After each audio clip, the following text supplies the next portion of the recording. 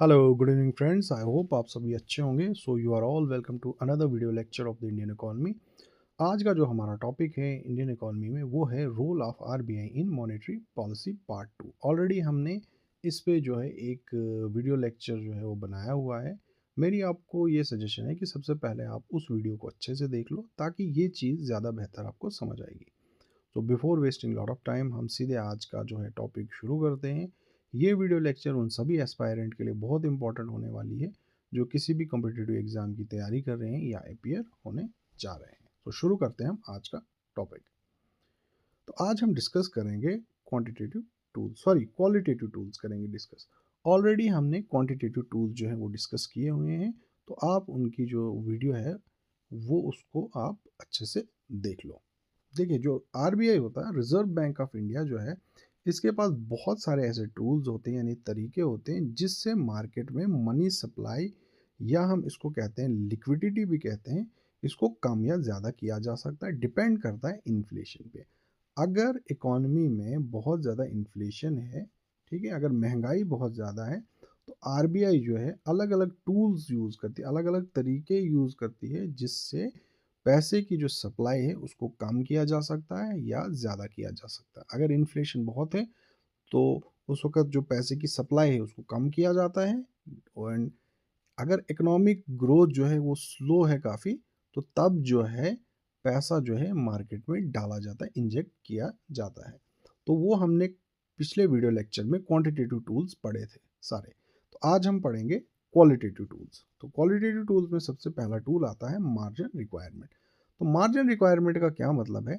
This refer to difference between market value of security offered as collateral and the loan amount sanction. यानी अगर हम इसको एक simple words में समझें कि मान के चलिए अगर आपके पास कोई सिक्योरिटी है, कोई भी सिक्योरिटी है, मान लो हमारे पास सिक्योरिटी है, जैसे हमारा घर है, तो हमारे घर की जो वैल्यू है वो है 10 लाख रुपया, ठीक है।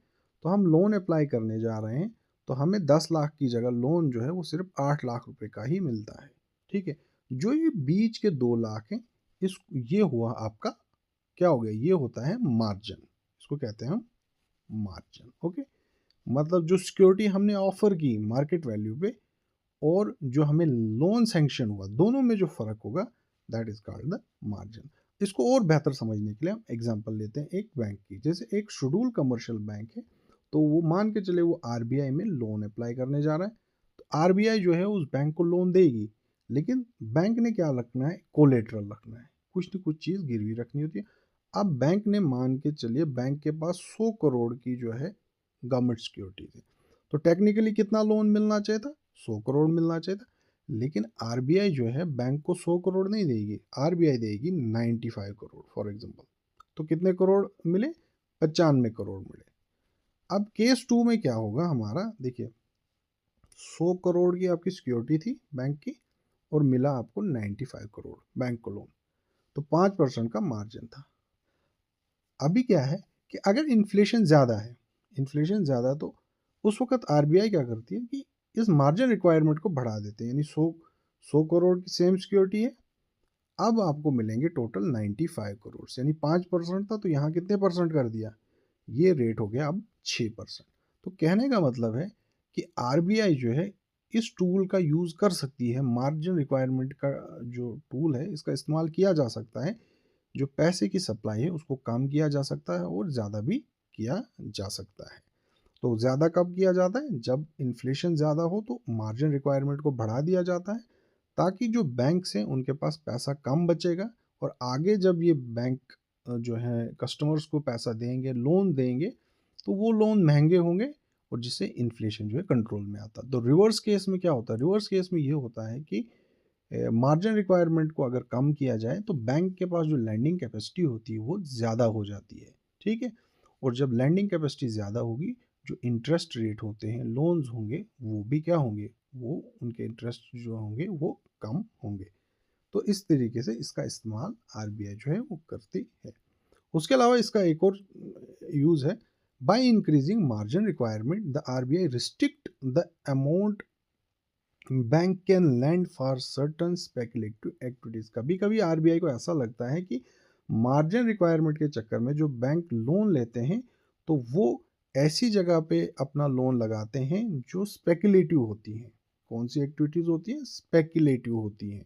There bye curbing credit flow to these sector, यानी वो कोई ज़रूरी नहीं है, बैंक अपने तरीके से चाहता है कि वो कहीं पे अपना पैसा इन्वेस्ट कर दे, और उन चीज़ों को रोकने के लिए, उन एक्टिविटीज़ को रोकने के लिए मार्जिन रिक्वायरमेंट को बढ़ा दिया जाता है ताकि पैसा जो है वो गलत सेक्टर में ना जाए। तो पहला तो ये तरीका हो गया मार्जिन रिक्वायरमेंट्स का। दूसरा होता है क्रेडिट रेशनिंग। तो क्रेडिट रेशनिंग का मतलब है the RBI fix maximum lending limits or quota for specific sectors or activities. This ensure that vital sector like agriculture, export receive adequate credit while discouraging excessive lending to other less critical sector. देखिए RBI क्या करता है, RBI जो है पहले ही guidelines कभी कभी issue कर देता है कि जो भी बैंक्स हैं उनके लिए मैंडेटरी कर देता है कि एग्रीकल्चर के लिए आपको मान के चलिए 15% लोन देना है, एक्सपोर्ट वाले सेक्टर के लिए आपने 10% का लोन देना है। तो पहले ये चीज़ फिक्स कर दी जाती है। इससे क्या होता है कि बैंक्स के लिए मैंडेटरी हो जाता है कि उनको इतना पैसा इन सेक्टर्स में देना ही देना है। जिससे क्या होता है कि क्योंकि एग्रीकल्चर जो है ये बहुत ही एक इम्पॉर्टेंट सेक्टर है, ताकि वहाँ पे अगर लोन दिया जाए तो वो इकोनॉमी के लिए, उसकी ग्रोथ के लिए बहुत अच्छा रहता है, और जो सेक्टर उतने ज़्यादा इम्पॉर्टेंट नहीं है वहाँ पे लोन नहीं दिया जाता। तो ये होगी क्रेडिट रैशनिंग की बात। उसके अलावा होता है मॉरल सॉल्यूशन। मॉरल सॉल्यूशन मतलब under this method the RBI use persuasion advice and informal pressure. यहाँ पे आरबीआई यूज करती है, एडवाइस देती है, लेटर्स लिखती है, डिस्कशन करती है किसके साथ? कमर्शियल बैंक्स के साथ, कि जो आरबीआई की जो मॉनेटरी पॉलिसीज के जो ऑब्जेक्टिव्स हैं उसको फॉलो किया जाए। ठीक है, तो ये हो गया मॉरल परस्यूशन, मतलब समझाना। मॉरल सॉल्यूशन की बात होती है यहाँ पे। While not legally mandatory, it's it leverages the central bank influence to guide the good behaviour. तो इससे क्या होता है कि सेंट्रल बैंक जो है एडवाइस करता है कमर्शियल बैंक्स को, ताकि जो उनका बिहेवियर हो बैंकिंग को लेके वो सही हो, अच्छा हो। उसके अलावा होते हैं डायरेक्ट एक्शंस भी। आरबीआई इशू स्पेसिफिक रिटर्न और oral direction to commercial bank. जो आरबीआई होती है वो कमर्शियल बैंक को इशू करता है कुछ डायरेक्शंस। ठीक है, तो डायरेक्शंस क्या होती है कि अगर आरबीआई की गाइडलाइंस पे कोई बैंक काम नहीं करता है, बार बार उनको वायलेट करते हैं, तो उस केस में क्या होता है कि आरबीआई जो है बैंक की लाइसेंस भी कैंसिल कर सकता है। तो ये तो हो गए कुछ direct action. Regulation of consumer credit. अब जहाँ तक बात है कंज्यूमर क्रेडिट्स की, उनके लिए भी क्या होती है, रेगुलेशन तय की जाती है। This involve the setting term for consumer loan such as minimum down payment, कि अगर कोई कंज्यूमर लोन लेता है तो मिनिमम डाउन पेमेंट कितनी होनी चाहिए, और मैक्सिमम रीपेमेंट पीरियड, यानी कितने टाइम तक लोन जो है वो वापस करना है, to manage demand curve inflation, जिससे मार्केट में डिमांड भी बनी रही और इन्फ्लेशन को भी कर्व किया जाए। तो ये चीज़ें जो है कौन से टूल में आते हैं? ये आते हैं क्वालिटेटिव टूल्स में। ओके, अब यहाँ पे एक टेबल लगाया गया है, ये हैं क्वांटिटेटिव टूल्स। क्वांटिटेटिव टूल्स हमने ऑलरेडी ये डिस्कस किए हुए हैं, तो आप इसकी वीडियो जो है वो देख लो। इसमें ये है CRR, SLR, रेपो रेट वगैरह। देखिए अगर इन्फ्लेशन ज़्यादा है, अगर उसको कम करना है तो इन सभी चीज़ों को बढ़ाना होता है, और अगर इकोनॉमिक ग्रोथ को बढ़ाना है तो इन सभी चीज़ों को कम करना है। गवर्नमेंट सिक्योरिटी को यहाँ हम सेल करते हैं, और इस केस में हम इकोनॉमिक ग्रोथ में बाई करते हैं। एक एग्जांपल के साथ, जैसे SLR है, अभी मान के चलो ये 18% है SLR आज की डेट में, कि वो पैसा जो बैंक को रखना पड़ता है डिपॉजिट, किसमें, या तो कैश में डालना है उसको, मतलब लिक्विड कैश में, सॉरी गोल्ड में, या गवर्नमेंट सिक्योरिटीज़ में।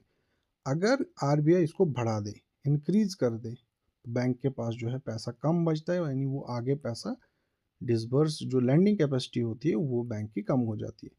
तो जब इन्फ्लेशन ज़्यादा होता है तो इन चीज़ों को बढ़ा दिया जाता है। और इसी तरीके से रिवर्स केस होता है कि अगर इकोनॉमिक ग्रोथ बहुत स्लो है तो इन इन सभी जो ये चीज़ें हैं इनको घटा दिया जाता है। तो ये ऑलरेडी हमने जो है डिस्कस किया हुआ है पहले ही वीडियो लेक्चर में, उसको आप देख लीजिए। आगे चलते हैं हम, अब बात करते हैं हम सबसे इम्पोर्टेंट कमेटी की, वो है मॉनेटरी पॉलिसी कमेटी। तो मॉनेटरी पॉलिसी कमेटी क्या है? ये एक्चुअल में एक स्टैट्यूटरी बॉडी है। स्टैट्यूटरी बॉडी मीन्स कि ये बनाई गई है कानून के तहत, किस एक्ट के तहत? आरबीआई एक्ट के तहत बनाई गई है। In India responsible for determining policy rate. एक तो ये पॉलिसी रेट तय करती है और दूसरा क्या होता है? To achieve the inflation target. इसका जो काम है ना वो है इन्फ्लेशन टारगेटिंग का। ठीक है कि इन्फ्लेशन जो है वो कंट्रोल में रहे, एक टारगेट में रहे। तो ये काम है मॉनेटरी पॉलिसी कमेटी का। तो कितना रहना चाहिए इन्फ्लेशन? 4% रहना चाहिए। और फ्लेक्सिबिलिटी इसमें इनको दी है ±2% की, यानी 2% ज़्यादा से ज़्यादा ऊपर और 2% नीचे।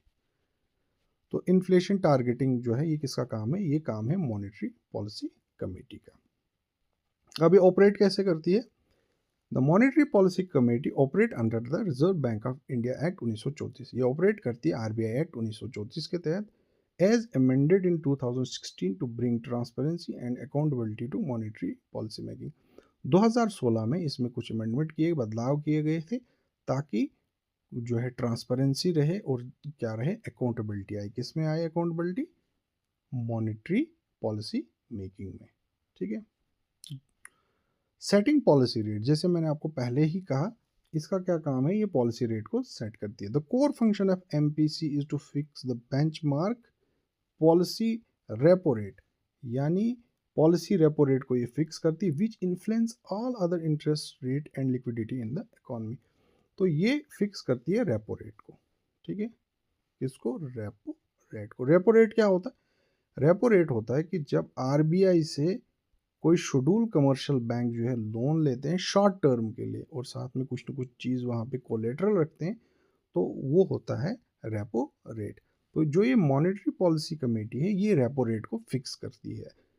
तो उससे क्या होता है? उससे बाकी रेट्स जो हैं, बाकी इंटरेस्ट रेट भी इन्फ्लुएंस होते हैं और मार्केट में जो पैसा है, कितना पैसा रहेगा, वो बढ़ेगा या कम होगा, वो सारा डिपेंड करता है किस पे?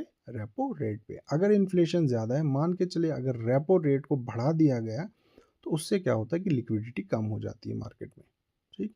तो रिवर्स केस में अगर रेपो रेट कम किया जाए तो मार्केट में लिक्विडिटी ज़्यादा होती है। The setting of committee to decide monetary policy was first proposed by Urjit Patel committee. तो ये जो मॉनेटरी पॉलिसी कमेटी को बिठाने का जो प्रपोजल था पहले किसने रखा था? उर्जित पटेल कमेटी ने रखा था। ठीक। आगे चलते हैं नेक्स्ट स्लाइड पे। देखिए इसमें क्या है हमारा? सेटिंग द पॉलिसी रेट, जो हमने ऑलरेडी डिस्कस किया कि जो ये एमपीसी है, मॉनेटरी पॉलिसी कमेटी है, ये क्या करती है? ये फिक्स करती है रेपो रेट को। इन्फ्लेशन टारगेटिंग सबसे इंपॉर्टेंट काम इसका। The committee is mandated by the government. इसको गवर्नमेंट ने, सरकार ने मैंडेट दिया है क्या? मेंटेन द सीपीआई यानी consumer price index inflation eight 4%, यानी जो सीपीआई है, कंज्यूमर प्राइस इंडेक्स इन्फ्लेशन है, ये 4% रहना चाहिए। तो ये इस कमेटी का काम है। Member analyse various macro economic indicators जैसे GDP growth, inflation trend and global condition to make inform decision. अब ये फैसला कैसे लेते हैं? ये फैसला लेते हैं कि पहले देखते हैं कि जो जीडीपी ग्रोथ कैसी है, उसके अलावा इन्फ्लेशन का ट्रेंड कैसा है, पिछले क्वार्टर में, उससे पिछले क्वार्टर में कैसा ट्रेंड है, और पूरी दुनिया भर में जो है ग्लोबल कंडीशन क्या है। इन चीज़ों को देख के ही फैसला लिया जाता है। उसके अलावा अकाउंटेबिलिटी की बात है। If inflation remain outside the target range for 3 consecutive quarters, the RBI is required to submit a report to government explaining the reason and remedial action to be taken। अब मान के चलिए इनकी अकाउंटेबिलिटी कैसे fix होती है? अगर inflation लगातार 3 क्वार्टर्स तक जो है टारगेट से बाहर रहा, मान के चलिए एक साल में 4 क्वार्टर होते हैं, क्वार्टर का मतलब होता है 3 महीने, यानी Q1, Q2, Q3 और Q4। अगर पहले 3 क्वार्टर में या किसी भी 3 क्वार्टर में इन्फ्लेशन मान के चलिए वो 7% रहा, ठीक है, जो रेंज है, रेंज कितनी होनी चाहिए? 4% होनी चाहिए, और ±2 जो है मैक्सिमम 6 और मिनिमम 2। अगर मान के चलिए 7% रहता है, तो उस केस में क्या होगा कि जो मॉनेटरी पॉलिसी कमेटी है, इसको सरकार को लिखना पड़ता है, रिटर्न में लिख के देना पड़ता है कि क्या रीज़न रहा, इन्फ्लेशन जो है आउट ऑफ टारगेट रहा, और कौन कौन से हमें ऐसे स्टेप्स लेने पड़ेंगे जिससे इस इन्फ्लेशन को कंट्रोल किया जाए। ठीक, ये आगे चलते हैं। अब देखिए ट्रांसपेरेंसी की जहाँ तक बात है, MPC meet at least 4 times year, तो ये साल में तकरीबन 4 बार मिलते हैं and decisions along with the minute of meeting details each member vote and rationals are published। और जो भी डिसीजन लिया जाता है उसको पब्लिक में रखा जाता है। MPC is a 6 member body, actual में ये 6 मेंबर्स होते हैं इस कमेटी में। आरबीआई का जो गवर्नर होता है वो इसका चेयरपर्सन होता है, ठीक है। तो अभी जो है वो है Sanjay Malhotra, that is ex officio. Ex officio का मतलब होता है by virtue of the chair.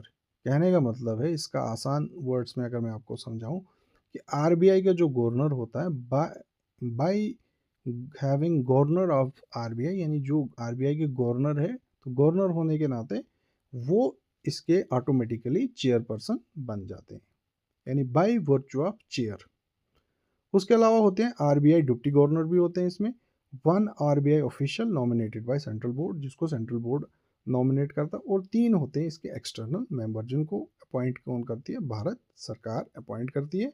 और ये दोबारा एलिजिबल नहीं होते अपॉइंटमेंट के लिए, यानी टोटल होते हैं 6। आगे चलते हैं। Decision are made by majority vote, जो भी डिसीजन होता है मॉनेटरी पॉलिसी कमेटी का वो होता है मेजॉरिटी वोट से, ठीक है।